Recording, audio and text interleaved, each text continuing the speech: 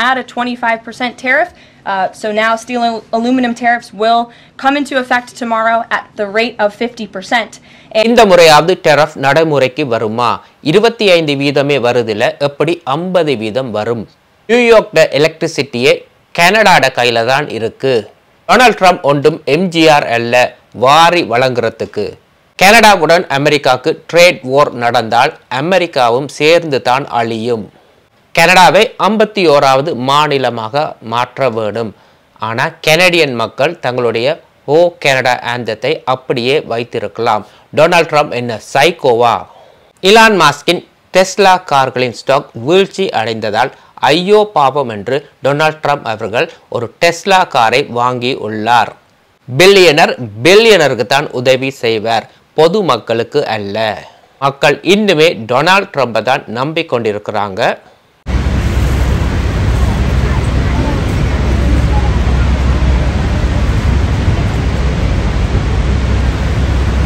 வணக்கம், எல்லாம் எப்படி இருக்கீங்க? இப்போதான் சூடு பிடிச்சிருக்கு.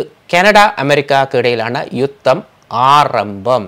இனிமேல் தான் பேச்சுவார்த்தைகள் நடக்க போகுது. இந்த ஃபென்டனல் ட்ரக்ஸ் போர்டர் கட்டுப்பாடு எல்லாமே போய் அமெரிக்காவுக்கு கனடாவை 51வது மாநிலம் ஆக்க வேணும். ஆக்கினால் கனடாவில் இருக்கிற வளங்கள் எல்லாமே ஃப்ரீயாக கிடைச்சிடும் அமெரிக்காவுக்கு. ஸோ கனடாவோட எக்கனாமியை வந்து டிஸ்ட்ராய் பண்ண வேணும். அப்போ தான் கனடாவை கைப்பற்றலாம். நேற்று செவ்வாய்க்கிழமை டொனால்ட் ட்ரம்ப் அவர்கள் தன்னுடைய ட்வீட்டில் கனடாவை எச்சரித்துள்ளார். ஒன்டாரியோ பிரீமியர் டாக் ஃபோர்ட் அவர்கள் அமெரிக்கா செல்லும் மின்சாரத்துக்கு 25% வரியை அறவிட்டதால் கனடாவிலிருந்து அமெரிக்கா செல்லும் ஸ்டீல் அண்ட் அலுமினியத்துக்கு இனிமேல் 25% வரியல்ல 50% அதிகரிக்கப் போவதாக எச்சரிக்கை விடுத்துள்ளார். அதுவும் 12ஆம் தேதி புதன்கிழமையிலிருந்து ஆரம்பம். அடுத்தது டெய்ரி ப்ராடக்ட். அமெரிக்கன் ஃபார்மர்ஸுக்கான டெரஃப் 250%, 390%. கனடா இதை உடனடியாக நிறுத்த வேண்டும்.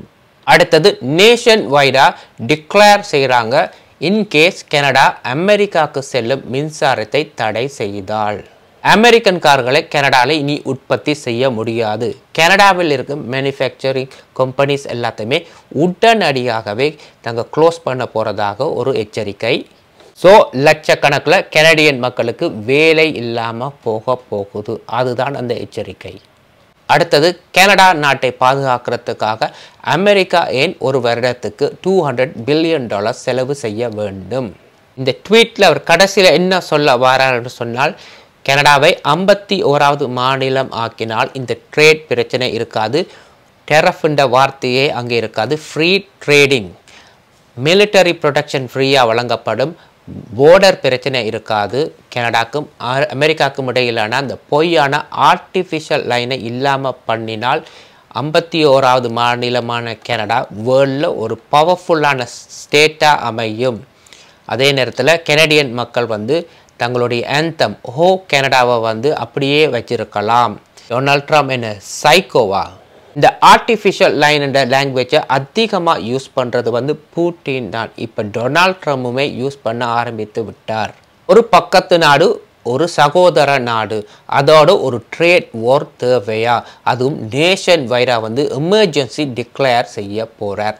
இந்த ட்வீட் எல்லாமே ஒரு மென்டல் ஸ்ட்ரெஸ்ஸில் தான் எழுதினாரா? இது நிலைச்சு நிற்குமா? இதைத்தான் நாங்கள் அடுத்தது பார்க்க போகிறோம். இந்த 50% டெரஃபுக்கு ஒன்டாரியோ பிரீமியர் டாக் ஃபோர்ட் என்ன சொல்றாருன்னு பார்ப்போம்.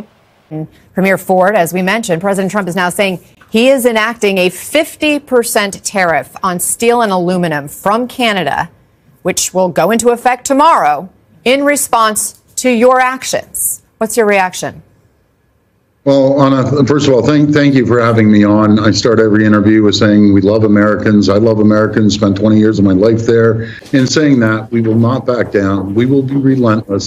I apologize to the American people that President Trump decided to have an unprovoked attack on our country, on families, on jobs, and it's unacceptable. But I will respond appropriately on the electricity. Stay tuned. So what does that look like? What are the potential responses? Well, we'll see. I'll talk to the team and we'll make an appropriate response. President Trump. அதாவது நீங்க 25 போட்டீங்க, நாங்களும் 25 போட்டோம். இப்போ நீங்க 50க்கு போகும் பொழுது நாங்க யோசிச்சுட்டு சொல்றோம் நாங்க என்ன முடிவு பண்ண போறோம் என்று இப்ப சொல்ல முடியாது. எல்லாரோடையும் கூடி பேசிட்டு முடிவு பண்றோம். அதே நேரத்தில் வந்து அவர் என்ன சொல்றாருன்னு சொன்னா ஸ்டீல் அலுமினியம் யார் அதிகமாக வாங்குறது 60% மேலே அமெரிக்கா தான் வாங்குது. அமெரிக்காவுக்கு ரெண்டுமே தேவை. இந்த கார் கம்பெனிகளை எடுத்து பார்த்தீங்கன்னு சொன்னால் அமெரிக்கா, மெக்சிகோ, கனடா இந்த மூன்றுமே இயங்கினா தான் இந்த கார் உற்பத்தி செய்யலாம். ஒரு கார்லேயே குறைஞ்சது 10,000க்கு மேற்பட்ட பார்ட்ஸுகள் இருக்குது. உடனடியாகவே டொனால்ட் ட்ரம்பின் ட்வீட்டின்படி ஷட் டவுன் பண்ணப்பட்டால் இந்த கனடாவில் இருக்கிற கம்பெனிகள் எல்லாமே அமெரிக்காவில் கார் உற்பத்தி செய்ய முடியாது. இது அவங்களுக்கு நல்லாவே தெரியும். அடுத்தது ஸ்டாக் மார்க்கெட் வந்து இனியிலேருந்து வீழ்ச்சி அடைந்து கொண்டு போகுது. இந்த காசு எல்லாமே ஸ்டாக்கில் இருக்கிற காசு எல்லாமே மக்களுடைய பணங்கள், பென்ஷன் பணங்கள் எல்லாமே இருக்குது. யார் லூஸ் பண்ண போகிறது? பொது மக்கள் தான். சரி, இந்த அமெரிக்கா கனடாக்கு இடையிலான ட்ரேட் வார் நடைமுறைப்படுத்தப்பட்டால் இதுக்கு பேர் அவர் வைத்திருப்பது வந்து பிரசிடென்ட் ட்ரம்ப் ரிசெஷன். இதுதான் இந்த ரிசெஷனுக்கு பேர். இது பிரசிடென்ட் ட்ரம்ப் உருவாக்கின இந்த வார். And if we go into a recession, it's self-made by one person. It's called President Trump's recession. America வந்து 25%, 50%, 100% என்று வரிகளை வந்து கூட்டிக் கொண்டே போகலாம். ஆனால் கனடா இப்போ 25ல் இருக்குது, அடுத்தது 50க்கு போகும், 75க்கு போகலாம். இல்லாட்டி நேரடியாகவே ஒரு ஸ்விட்சை பட்டனை ப்ரெஸ் பண்ணாவே காணும் அமெரிக்காவுக்கு போகிற எலக்ட்ரிசிட்டி, அதாவது நியூயார்க், மிச்சிகன், மினிசோட்டா இந்த 3 எலக்ட்ரிசிட்டியோட ஸ்விட்சுமே கனடாட்ட தான் இருக்குது. அந்த ஸ்விட்சை அமர்த்தினா காணும் அந்த 3 ஸ்டேட்டுமே இருட்டறை ஆகிவிடும். இப்போ செக்ரட்டரி ஹவார்ட் பிளட்னிக் உடனடியாகவே இன்றைக்கி கனடியன் பிரீமியர் டாக் ஃபோர்டுக்கு கால் பண்ணி என்ன சொல்கிறாருன்னு சொன்னால் பவரை கட் பண்ண வேண்டாம், பேச்சுவார்த்தைக்கு போவோம். ஸோ ஒரு முடிவுக்கு வந்திருக்கிறாங்க. வியாழக்கிழமை மீட் பண்ணுறதாக வாஷிங்டனில் போய் இவங்க இப்போ ஒரு பேச்சுவார்த்தையை, அதுவும் முதல் தடவையாக இந்த பேச்சுவார்த்தை நடக்க போகுது. இவ்வளவு மிரட்டி கனடாவை எச்சரித்த டொனால்ட் ட்ரம்புடைய ரியாக்ஷனை பாருங்க. Canada, and I respect very much. As you know, there's a very strong man in Canada who said he was going to charge a surcharge or a tariff on electricity coming into our country. He has called and he said he's not going to do that. Okay, he's not going to do that. And it would have been a very bad thing if he did. And he's not going to do that, so I respect that. But we were just informed that he's not going to do that. இன்றைக்கு Donald Trump backup பண்ணதுக்கு நிறைய காரணங்கள் இருக்குது. இந்த car company எல்லாமே இவர் சொன்ன மாதிரி உடனே மூட முடியாது. இன்றைக்கி கனடாவில் எத்தனை அமெரிக்கன் கம்பெனிஸ் இருக்குது தெரியுமா? எத்தனை மேனுஃபேக்சரிங் கம்பெனிஸ் இருக்குது தெரியுமா? இவங்க எல்லாருமே திடீரென்று அமெரிக்காவில் போய் பிஸ்னஸ் செய்கிறதுக்கு உடனே செய்ய முடியாது. இதுக்கெல்லாம் வருஷ கணக்கு எடுக்கும். இங்கே இவங்க திறந்து வச்சுருக்கிறதுக்கான காரணமே நிறைய இருக்கலாம். மெடிக்கல் பெனிஃபிட்ஸ் இருக்கலாம், லேபர் கோஸ்ட் இருக்கலாம், இப்படி நிறைய பிரச்சனைகள் இருக்குது. டொனால்ட் ட்ரம்ப் நினைக்கிற மாதிரி உடனே ஒரு மாற்றத்தையுமே செய்ய முடியாது. இன்றைக்கி டெஸ்லா காருடைய ஸ்டாக் வந்து குறைவடைந்து கொண்டு போகுது. யாருமே இந்த கார்களை வாங்குறாங்க இல்லை. அதே நேரத்தில் அமெரிக்காவில் டெஸ்லா ஷோரூமுக்கு முன்னால் ஸ்ட்ரைக் பண்ணுறாங்க, இந்த கார்களை விற்கக்கூடாது. இன்றைக்கி ஐயோ பாவம் என்று சொல்லி Donald Trump Elon mask help பண்ணுற மாதிரி நான் ஒரு காரை வாங்குறேன்னு சொல்லி ஒயிட் ஹவுஸில் வச்சு ஒரு காரை வாங்கியுள்ளார். அந்த இடத்துல அவர் என்ன சொல்கிறாருன்னு சொன்னால் எல்லாருமே டெஸ்லா காரை வாங்குங்க, இந்த கார் தான் அமெரிக்காவில் வந்து இனிமேல் நம்பர் 1 காராக இருக்க போகுது. இது ஒரு பெரிய அட்வர்டைஸ்மெண்ட்டாக தான் இதை பார்க்குறாங்க. எப்பயுமே ஒரு பில்லியனர் வந்து பில்லியனருக்கு தான் ஹெல்ப் பண்ணுவார் வழிய பொதுமக்களுக்கு ஹெல்ப் பண்ணவே மாட்டாங்க. எம்ஜிஆரா டொனால்ட் ட்ரம்ப் பொதுமக்களுக்கு ஹெல்ப் பண்ணுறதுக்கு வாரி வாரி வழங்குறதுக்கு? I'm going to buy because number 1, it's a great product, as good as it gets, and number 2, because this man has devoted his energy and his life to doing this. I think he's been treated very unfairly by a very small group of people, and I just want people to know that you can't be penalized for being a patriot, and he's a great. ஒரு billionaire இன்னும் ஒரு பில்லியனருக்கு உதவி செய்கிறார் ஒரு காரை வாங்கி. இன்றைக்கு Donald Trump 51 நாள் ஆகிவிட்டது பதவிக்கு வந்து. ஆனால் அமெரிக்காவில் வாழும் சாதாரண மக்களின் நிலைமைதான் என்ன? Like this is not good for America. Egg prices are up.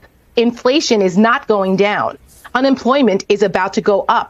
This is hurting everyday Americans, from our farmers to our labor unions, to our car manufacturers, to the local diner waitress who isn't getting the same flow of traffic in their restaurants because people have lost their jobs and don't have money to go out to eat. Like, this cascading effect is not a joke. And Donald Trump is sitting on Truth Social tweeting, or whatever it's called, 100 times in 6 hours. And what is he doing? He's supporting his biggest benefactor, his donor, #1 donor, Elon Musk. There's something wrong with this. And I hope that Democrats understand how to message this to the American people, that Donald Trump is not looking out for you. He's looking out for them, his billionaire benefactors. வழக்கம் போல press conference நடக்கும். இவங்க வந்து இருப்பாங்க. அவங்க கனடாவுக்கு நாளை முதல் 50% வரி அறவிடப்படுகின்றது ஸ்டீல் மற்றும் அலுமினியத்துக்கு. இந்த ப்ரெஸ் எல்லாருமே எழும்பி போன அப்புறம் நைட்டோட நைட்டாக ட்வீட் பண்ணுவாங்க, 50% இல்லை, பழையபடி 25% ஆக்கப்பட்டுள்ளது, இனிமேல் பேச்சுவார்த்தை நடத்தப் போகின்றோம் என்று. இப்படியே இவங்க இந்த டெரஃபை வந்து வருமா வராதா, வந்தால் ஒன்று அமௌண்ட் குறையும், இல்லாட்டி போஸ்ட் பண்ணப்படும், இல்லாட்டி வந்தால் 2 நாளில் திருப்பி மறைஞ்சிடும். இதுதான் இந்த டெரஃபுடைய நிலைமை இன்றைக்கு. திரும்பவும் சொல்கிறேன், அமெரிக்காவுக்கும் கனடாவுக்கும் போர்டர் பிரச்சனை இல்லை, ஃபென்டனல் பிரச்சனை இல்லை, ட்ரக்ஸ் பிரச்சனை இல்லை. அமெரிக்காவுக்கு கனடா தேவைப்படுது 51வது மாநிலமாக. அப்படி வந்தால் தான் கனடாவில் இருக்கிற வளங்களை வந்து அமெரிக்கா பெற்றுக்கொள்ளலாம். அதாவது அமெரிக்கன் மல்டி மில்லியனர்ஸுக்கு தான் அந்த பணம் தேவைப்படுது. கனடாவை அடையும் மட்டும் இவங்க போர்டர் ஃபென்டனல் என்று குறை சொல்லிக்கொண்டே தான் இருக்க போகிறாங்க. இதே இவங்க ஏப்ரல் மாதம் உலகெங்குமே இவங்க டெரஃப் வரிகளை அறவிடுவாங்களா இருந்தால் அமெரிக்கா ஒரு அழிவை சந்திக்க போகுது. டொனால்ட் ட்ரம்ப் போல் ஒருவர் பிரசிடெண்டாக இருந்தால் சாதாரண மக்கள் அடிமையாக தான் வாழ வேண்டும். இதைத்தான் இவர் இப்போ பார்லிமெண்ட்லே செய்து கொண்டு வருகின்றார். யாருமே இவரை எதிர்த்து கதைக்கவே முடியாது. அப்போ பொதுமக்கள் என்ன தான் செய்வாங்க? மறக்காமல் கமெண்ட் பண்ணுங்கள். இன்னும் ஒரு வீடியோவில் சந்திக்கும் வரை நன்றி, வணக்கம்.